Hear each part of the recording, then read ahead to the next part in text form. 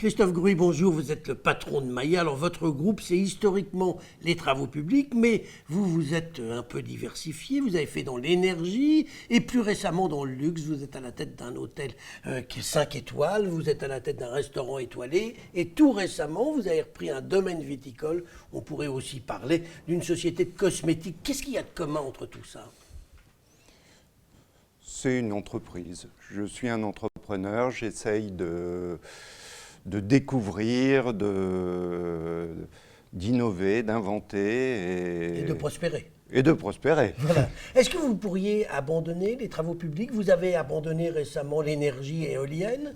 Vous allez peut-être nous dire pourquoi. Et est-ce que vous pourriez à terme abandonner les travaux publics pour vous consacrer à ces nouvelles activités que vous avez lancées? Le métier historique, on va le garder. Il y a pas. Je pense que c'est comme ça, mais l'énergie, c'est un domaine qui demande beaucoup d'investissement. Un métier régulé et aussi un changement dans l'énergie. Là, nous devions investir entre 200 et 300 millions d'euros. Vous parlez des éoliennes, là. Voilà. Vous aviez aussi de la production hydroélectrique. Oui. Est-ce que ça, vous l'avez gardé ou vous avez aussi recédé cette partie? J'ai recédé l'hydraulique, tous nos parcs solaires. Le métier de l'énergie, c'est un métier qui demande énormément d'investissement. Là, on devait investir plusieurs centaines de millions d'euros. Il y a un moment pour innover, créer. Il y a aussi un moment pour céder. Surtout que le groupe Maya, c'est un groupe familial, vous en êtes l'unique actionnaire. Et donc, si vous aviez voulu peut-être investir de pareilles sommes, il aurait peut-être fallu que vous fassiez appel à des partenaires? Oui, mais bon, je pense que l'énergie nous a permis de créer et ça nous permet aussi de renforcer nos fonds propres. Alors, dites-moi, Christophe Gruy, vous avez repris récemment le château de la Chaise. Énorme château, le plus vieux château du Beaujolais, je crois, avec quelques centaines d'hectares de production viticole. Vous voulez en faire quoi?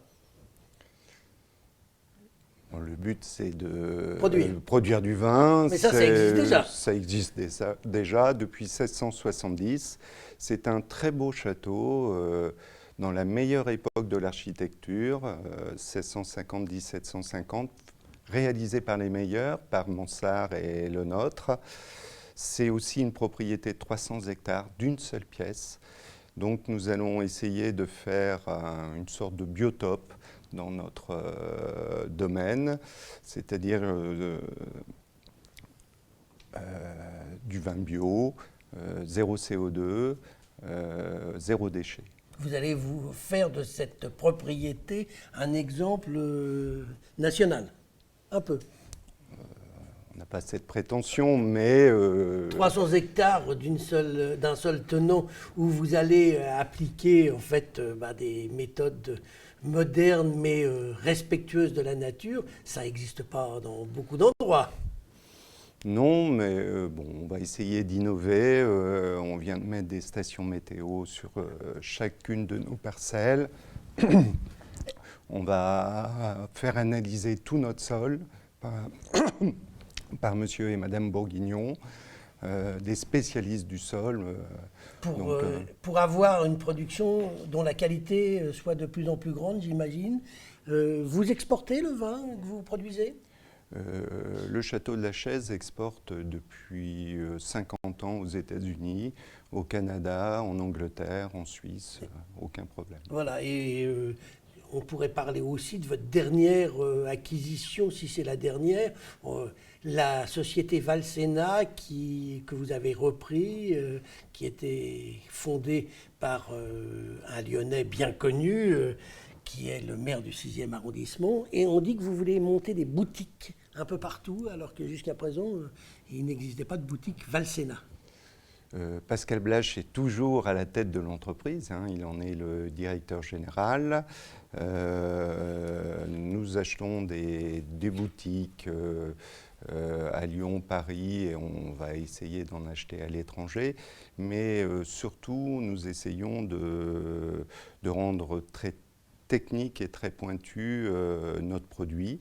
Nous allons construire une usine aussi dans le Rhône pour produire nos produits bio. Vos produits bio. Avant de nous quitter, juste une petite question. Vous avez un hôtel à Fourvière, magnifique hôtel 5 étoiles. Est-ce que vous avez d'autres projets dans l'hôtellerie ?